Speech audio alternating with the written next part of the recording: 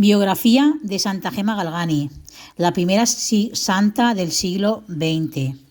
Gema Galgani nació en 1878 en Camigliano, un pequeño pueblo de la provincia de Lucca, en Italia, en el seno de una familia que era de condición modesta. El padre era farmacéutico y la madre ama de casa. Gema tuvo una infancia normal. Asistió a la escuela pública de Lucca, donde la familia se había mudado, y tenía muchos amigos, pero aquella normalidad fue destrozada por durísimas pruebas. En 1886 moría su madre con tan solo 39 años. En 1894 moriría su hermano Gino, que era seminarista, con 18 años. Y en 1897 moriría su padre. A estas muertes siguieron un colapso económico de la familia, pues como resultado de la generosidad del padre, de la falta de escrúpulos de sus contactos en negocios y de sus acreedores, sus hijos se quedaron sin nada y no tenían ni siquiera los medios para mantenerse. Para Gema comenzaron también por aquella época una serie de enfermedades, algunas de ellas graves. Gema pronto comenzó a enfermar. Se le desarrolló una curvatura en la columna vertebral y le dio también una meningitis, dejándola con una pérdida de oído temporal. Largos abscesos se le formaban en la cabeza, el pelo se le cayó y finalmente las extremidades se le paralizaron. Un doctor fue llamado y trató muchos remedios, los cuales fueron fallados, y ella solo se puso peor. Gema comenzó entonces su devoción al entonces venerable Gabriel de la Dolorosa, un joven pasionista popularísimo en Italia, hoy día canonizado. Además, en el invierno de 1898 fue curada milagrosamente por intercesión de Santa Margarita María de Alacoque, de otra de las enfermedades. Estas pruebas permitieron a Gema hacer grandes progresos en la vida espiritual. Siempre había tenido facilidad para la vida de piedad y había llegado a tener una gran familiaridad con Jesús. Ya en la escuela llenaba sus cuadernos con pensamientos espirituales y oraciones, y así, creciendo progresivamente en la vida espiritual, recibió extraordinarios dones místicos. Sentía claramente junto a ella la presencia del ángel de la guarda y hablaba con Jesús y María, hasta que le fue concedido el don de los estigmas. Ella narra el acontecimiento así: estábamos en la tarde del 8 de junio de 1899, cuando de repente siento un dolor interno por mis pecados. Jesús se me apareció. Tenía todas las heridas abiertas, pero de aquellas heridas ya no salía sangre. Salían como unas llamas de fuego que tocaron mis manos, mis pies y mi corazón. Me sentía morir. No se puede pasar por alto el parecido de esta descripción a la que hizo San Pío de Pietrelcita. Sobre los estigmas escribía su último director espiritual como testigo directo y fiable. La herida algunas veces era superficial, casi imperceptible a primera vista, pero de ordinario profunda, y parecía unirse con la de la cara opuesta, atravesando la mano completamente. Y digo que parecía porque de las heridas salía sangre, en parte líquida y en parte coagulada.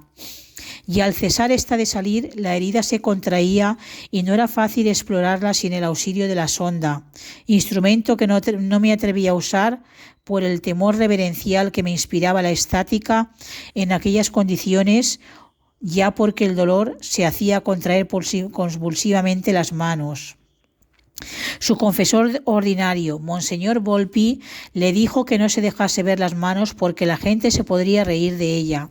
En efecto, Gema sufrió el desprecio, rechazo y la burla de muchos, aun cuando caminaba por las calles de Lucca. La tenían por una farsante y una histérica, y gritaban insultos y burlas por las calles. Así comienza para Gema una vida de incomprensión, pues su propio confesor, Monseñor Volpi, dudaba de la veracidad de los estigmas y pensaba que era obra de la histeria, apoyado por el parecer de un médico al que pidió que examinase los estigmas. Rechazada para la vida religiosa por su salud débil y la sospecha de desequilibrio mental, en el año 1899 la joven conoció a los pasionistas y fueron estos religiosos los que le buscaron una familia para que la cuidase. Por su precaria situación económica, los buenos esposos Giannini, que hospedaban a los pasionistas cuando iban a Lucca, quisieron acoger a Gemma en su casa para salvarla de una vida de miseria y la trataron como a una hija. La madre, Cecilia, la puso en contacto con un gran director espiritual, pasionista, el padre Germán de San Estanislao, que a partir de entonces la guiará con gran sabiduría. Con los Giannini, Gemma llevó una vida retirada de la casa a la iglesia y de la iglesia a casa, obediente a las directrices del director espiritual, el padre Germán. Mientras tanto, la enfermedad que había sufrido en la adolescencia se volvió a manifestar en 1902, haciéndolo sufrir muchísimo. Con buena salud desde su cura milagrosa, se ofreció a Dios como víctima por la salvación de las almas y cayó peligrosamente enferma. No podía pasar ningún alimento. Aunque recobró brevemente la salud, rápidamente volvió a caer de nuevo enferma y el 21 de septiembre de 1902 comenzó a vomitar pura sangre que venía de los espasmos violentos de amor de su corazón. Mientras tanto pasaba por un martirio espiritual que ella experimentaba como aridez y desconsuelo en sus ejercicios espirituales. Sin duda, un aspecto especialmente misterioso de la vida de Gemma Galgani fue su lucha contra el demonio, que se cebó con ella, por así decir, ya que la santa no solamente se ofrecía como víctima por la comisión de los pecadores, sino que también con sus dones extraordinarios conseguía la conversión de muchos. El demonio se ensañaba atrozmente contra ella, intentando hacerla expulsar de la casa de los Giannini. También intentaba engañar a sus confesores. Dejaba sus huellas en el diario íntimo de Gemma, la tentaba contra la castidad, la golpeaba, la levantaba de la tierra y la tiraba por el suelo. Bajo el armario de su habitación, le aparecía bajo el aspecto de su ángel de la guarda para engañarla. Le llenaba la comida de gusanos para impedir que comiera.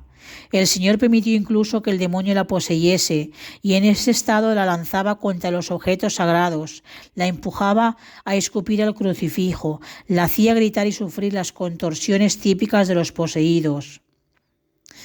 Pero el demonio atacaba a Gemma de muchos otros modos y los testigos presenciales del proceso de canonización que le asistían en sus últimos años aseguraron que no exageraban en lo que contaba. Un día, su amiga Eufemia contó que la santa pedía siempre oraciones y agua bendita. Contó también que Gemma veía con frecuencia seres horribles a su alrededor. Veía peces que rodeaban su cama o cubierta de gusanos y objetos repugnantes que ella llamaba cosas de infierno. Eufemia siguió contando en cierta ocasión: no para de rociar el lecho con agua bendita, está mal. Hace pocos minutos ha lanzado un grito porque le parecía tener en la garganta un escorpión que la mordía, pero que al rociar el agua bendita ha escapado de la cama con forma de gato. Dice que siente punzadas en cada parte del cuerpo. Un auténtico calvario permitido por el Señor para que pudiese conformarse más a Él a través de la humillación, la soledad, la incomprensión y el despojo de sí. Pocos instantes antes de morir, Gemma pronunció estas palabras: ya no pido nada, he sacrificado a Dios todo y todos, y 2 lágrimas le cayeron de los ojos. El 11 de abril de 1903, víspera de la fiesta de la Pascua, acabó su calvario. 4 años después de su muerte, comenzó el proceso de beatificación, algo inusual en aquella época. Fue beatificada en mayo de 1933 y canonizada por el Papa Pío XII en plena Segunda Guerra Mundial, y en mayo de 1940 subió a los altares siendo la primera santa del siglo XX. Preciosa biografía de Santa Gemma Galgani. Es mucha su vida y su historia y los ataques del enemigo que sufrió, pero he querido resumir esta breve biografía en los aspectos más importantes de su vida. Pidámosle a nuestra santa preciosa para que nos ayude en todas nuestras intenciones y necesidades, que nos dé fortaleza para luchar contra las asechanzas del enemigo y nos ayude en nuestra salud a tener paciencia y resignación y conformidad con la voluntad de Dios. Amén. Así sea. Ruega por nosotros, Santa Gema Galgani, para que seamos dignos de alcanzar las promesas de nuestro Señor Jesucristo. Amén. Así sea. Ave María Purísima, sin pecado concebida.